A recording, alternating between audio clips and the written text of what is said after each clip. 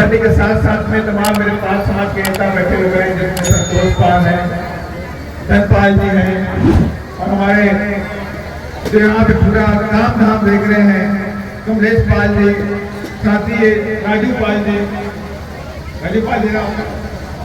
सौरभ पाल और सभी लोगों में क्रांतिकारी जन, और आपने बहुत बड़ी ताकत दिखाने का और मेरा काम आज आपको समझाने का कि आप ये बात समझ लीजिए, जो कौम अपना इतिहास नहीं जानती है वो कभी इतिहास लिखने का काम नहीं करती। इस बात को याद रखिए और अपने इतिहास को जानिए। ये पाल, ये कलरिया जो राजा महाराजा थे इस देश के अंदर, जिन लोगों ने 400 सालों तक भारत देश के अंदर शासन किया, जिन्होंने विक्रमशिला नालंदा जैसी यूनिवर्सिटी को बढ़ाने में काम किया, आज वो कलरिया कैसे बन गया, उनके बच्चे बकरी चलाने में कैसे मजबूर हो गए, इस इतिहास को आपको जानना पड़ेगा। 400 साल इसी देश के अंदर गोपाल ने, उनके बेटे धर्मदास ने, हर्षवर्धन पाल के बाद में राज शासन किया गया और पूरे देश के अंदर ये पाल समाज बौद्ध धर्म के नाम जानते थे और उस समय का नाम लिखा गया जब इस देश के अंदर पाल समाज के बच्चे राजा हुआ करते थे। ये देश पाल समाज का नहीं, ये धर्म के नाम पर ये बौद्ध धर्म को माना करते थे और ये आज ये पाल समाज के लोग इस देश के गुलाम बना गए और पाल समाज के लोग इतने गरीब बनाए गए कि जीवन यापन करने के लिए कहीं भेड़ चराते हैं, कहीं बकरी चराते हैं, ये उनका रोजगार बना दिया गया। अब आप समझिए, ये आप समझिए कितनी बड़ी विडंबना है इस देश के अंदर कि आपको इस देश में गुलाम बनाए रखना है, आपको इस देश से पीछे करना है। लेकिन मैं आपसे कहना चाहता हूं, ये बहुजन समाज पार्टी है जो 14 अप्रैल 1984 को बनी और उस बहुजन समाज पार्टी ने ठान लिया कि बाबा साहब के संविधान को लागू करेंगे और बहुजनों को इस देश के राजा बना करके वापस रहेंगे। और इसी काम में आज ये बहुजन समाज पार्टी काम में लगी हुई। मैं बात कहूं, मेरे पास पैसा नहीं, बीएसपी गरीबों की अपनी पार्टी है, हमारे पास हजारों करोड़ रुपया नहीं है कि हम मीडिया वालों को पैसा दें, बार बार टीवी पे हमारी डिबेट आए, बहस आए, अखबारों में हमारे बड़े बड़े इश्तिहार छपने शुरू हो जाए, हमारे पास पैसा नहीं। हम गरीबों की अपनी पार्टी और गरीबों के बारे बहुजन समाज पार्टी देश में इकलौती पार्टी है जो धंधा सेठों से 1 रुपया चंदा लेने का काम नहीं करती है, कभी नहीं करती। और जिसे विश्वास न हो, सबके पास अपने मोबाइल होंगे और मोबाइल में गूगल में टाइप करो कि बहुजन समाज पार्टी कितना चंदा मिला, आपके सामने रिजल्ट आएगा कि बहुजन समाज पार्टी 1 रुपया भी चंदा नहीं लेती है गरीबों के पैसे से। और ये बीएसपी इस देश की 3रे नंबर की पार्टी है, 3रे नंबर की राष्ट्रीय पार्टी है। कश्मीर से लेकर कन्याकुमारी और आसाम तक, गुजरात के कच्छ तक आपको नीला झंडा हाथ के निशान पूरी ताकत के साथ में डरता और फिरता हुआ दिखाई पड़ता। आप किसी प्रदेश में जाएंगे आपको बीएसपी दिखाई पड़ेगा, आप कन्याकुमारी जाएंगे आपको बीएसपी दिखाई पड़ेगा, वहां बीएसपी के झंडे और डंडे दिखाई पड़ेंगे, बीएसपी के सिपाही दिखाई पड़ेंगे। और क्या काम कर रहे हैं? एक एक काम कर रहे हैं कि बाबा साहब के सपनों को पूरा करना है और भारत देश में संविधान लागू करना है और वापस इस देश को बुद्ध की तरफ लेकर के जाना है। जो काम गोपाल दास ने किया था, जो काम धर्मदास ने किया था, जो काम सम्राट अशोक ने किया था, उस काम को बहुजन समाज पार्टी फिर से करेगी इस देश में।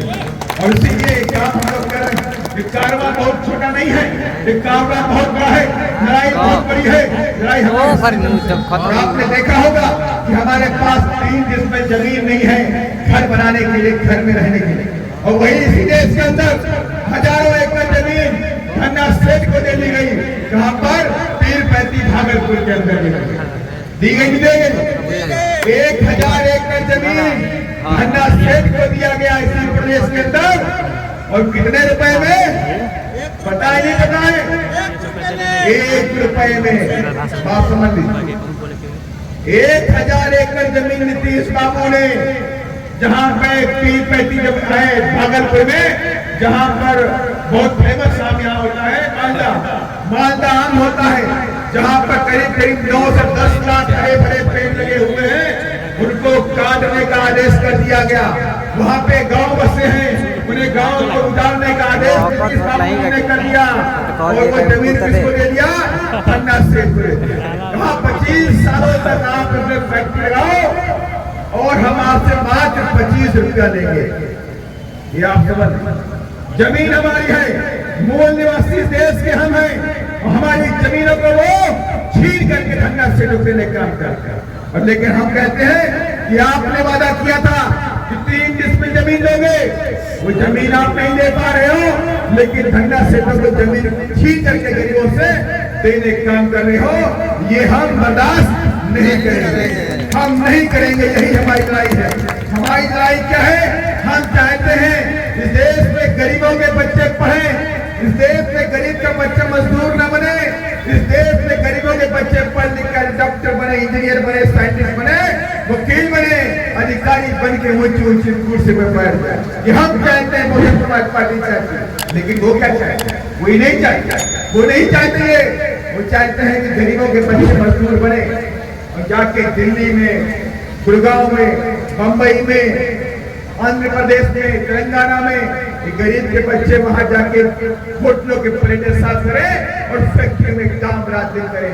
और बात किस लिए? 2 वक्त की रोटी के लिए, 2 वक्त की रोटी के लिए संघर्ष करें। लेकिन हम ये होने नहीं देंगे। अगर आज सबका साथ मिल गया तो इसी प्रदेश के अंदर रोजगार की लाइन लगाएंगे। और ये तो बहन जी मुख्यमंत्री बनी, उत्तर प्रदेश के अंदर 5 नए विश्वविद्यालय खोले गए, 5 यूनिवर्सिटी खोली गई उत्तर प्रदेश के अंदर विश्वविद्यालय, 5000 प्राइमरी स्कूल खोले गए गरीबों के बच्चों को पढ़ने के लिए, 5000 प्राइमरी स्कूल, हजारों ITI कॉलेज, डिग्री कॉलेज खोले गए। और इस बात का आंकड़ा लगाइए कि यहाँ की जो आबादी है 7 करोड़ है कि नहीं है? 7 करोड़ के आसपास की आबादी है यहाँ पर। और स्कूल कितने हैं? 42,000 प्राइमरी स्कूल। और डिग्री कॉलेज कितने हैं? 1800 डिग्री कॉलेज। और उत्तर प्रदेश में मैं मानता दूना है, दुगनी है। मानते नहीं मानते? हाँ बिल्कुल। तो वहां कितने होने चाहिए? 80,000 स्कूल होने चाहिए। लेकिन उत्तर प्रदेश में बहन ने कितने बनाए? 1,60,000 स्कूल बनाए। कितने बनाए? 1,60,000 स्कूल, प्राइमरी स्कूल बना दिए और 9,000 डिग्री कॉलेज। अब आप समझ लीजिए 75 जिले हैं वहां पर और 75 जिलों में डिग्री का कितने हैं? 9,000 डिग्री कॉलेज। अब आप समझिए ये शिक्षा का जो देन है वो आदरणीय बहन तुम्हारी मायावती का। और कहा, और उन्हें बहन ने निकाली योजना, कहा सावित्री बाई फुले शिक्षा मदद योजना। कहा जो मेरी माता सावित्री बाई फुले हैं उनके नाम पर प्रदेश के अंदर बच्चियों के लिए और बहनों के लिए हम योजना लेकर दिया। कहा जब बच्ची कक्षा 9 में पहुंचेगी तो उसे एक साइकिल देंगे और 10,000 रुपए का चेक। जो भी बच्ची कक्षा 9 में पहुंचेगी साइकिल और 10,000 रुपए का चेक मिलेगा। और जब बच्ची 10 पास करेगी तो 25,000 रुपए का चेक उसको और देने का सरकार का। ये योजना कौन लेके आया? ये उत्तर प्रदेश में बहन जी निकली। और दौर एक माताओं बहनों के लिए योजना निकल के आई, महामाया आशीर्वाद योजना। उसके तहत मैंने कहा जब घर में बेटा पैदा होता है तो पूरे घर के लोग खुश होते कि मेरे घर में बेटा पैदा हो गया। होता कि नहीं होता? नानी दादी सब थाली बजा रहे हैं, पटाखे लगा रहे हैं। और जो गलती से घर में बेटी पैदा हो गई तो अगर बेटा पैदा होता है तो सब खुश होगा, बढ़िया पकवान बनेगा, हलवाई आएगा, खाना खिलाएगा, दावत होगी। और गलती से कहीं बेटी पैदा हो गई तो कोई पूछेगा भाई क्या हुआ? कहें लक्ष्मी आई, लक्ष्मी आई ऐसे बोलेंगे कि साई लक्ष्मी चली गई। ऐसे धीरे से बोलेंगे कौन आया? कोई का लक्ष्मी आई है, कोई बेटी या पैदा है, कोई का लड़की नहीं पैदा है, ऐसे बोलते। लेकिन बहन जी ने कहा ये दुखी इसलिए होते हैं कि इनको मालूम मेरे घर में बेटी पैदा हुई है तो बेटी को बड़ा करना है, बेटी की सुरक्षा भी करनी है और बेटी को पढ़ाना भी है और उसको बाद में शादी करनी है। तो पैसा कहाँ से आएगा? हम तो 2 वक्त की रोटी के लिए मजदूरी कर रहे हैं। जब 2 वक्त की रोटी के लिए मजदूरी कर रहे हैं तो बेटी को पढ़ाएंगे कहाँ से? बेटी को हम आगे बढ़ाएंगे कैसे?